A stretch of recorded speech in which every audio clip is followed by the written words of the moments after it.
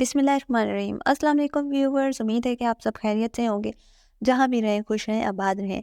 तो आज हम बनाने जा रहे हैं पेशावरी बीफ कढ़ाई। ये बहुत ही मज़ेदार रेसिपी आज की हमारी बनने वाली है। तो चलिए आज की रेसिपी हम शुरू करते हैं। तो बीफ कढ़ाई बनाने के लिए हमने एक कढ़ाई ली थी, उसमें ऑयल डाला और लहसुन अदरक का पेस्ट डाल दिया और अब उसको फ्राई कर रहे हैं। लहसुन अदरक को हमने अच्छी तरह से बारीक कूट लिया था पहले। अब आपने इसको हाफ कप ऑयल में फ्राई कर लेना है। आपने इसको 1 मिनट तक फ्राई करना है। हमने सिर्फ इसका कच्चापन ही दूर करना है, ठीक है।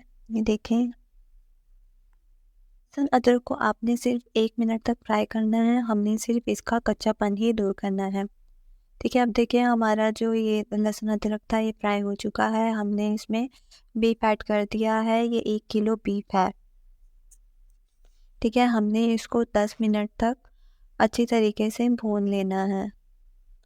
ये देखिए हमारा जो बीफ था वो भून चुका है।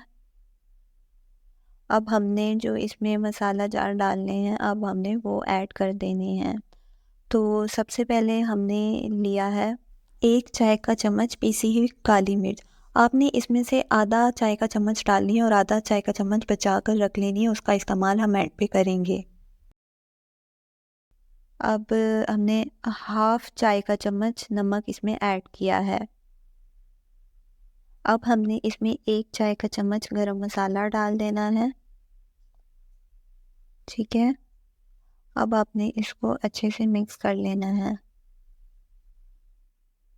इस पेशावरी बीफ कढ़ाई में लहसुन और अदरक के अलावा कुछ नहीं डलता, ना ही प्याज डलते हैं, ना ही कोई टमाटर और ना ही दही डलता है, ठीक है।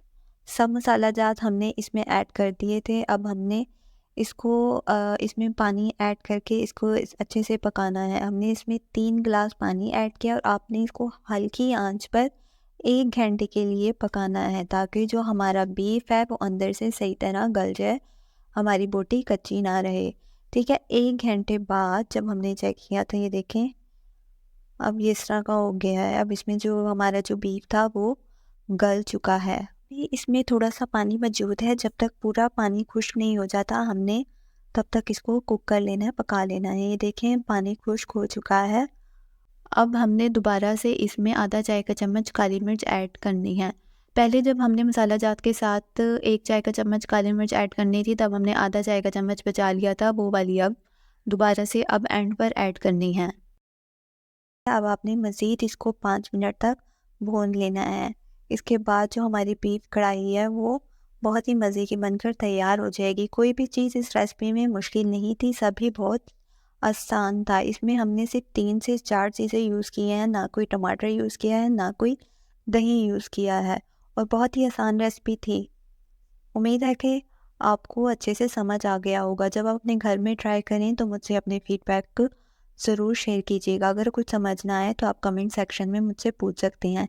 तो देखें हमारी जो पेशावरी बीफ कढ़ाई है वो तैयार हो चुकी है।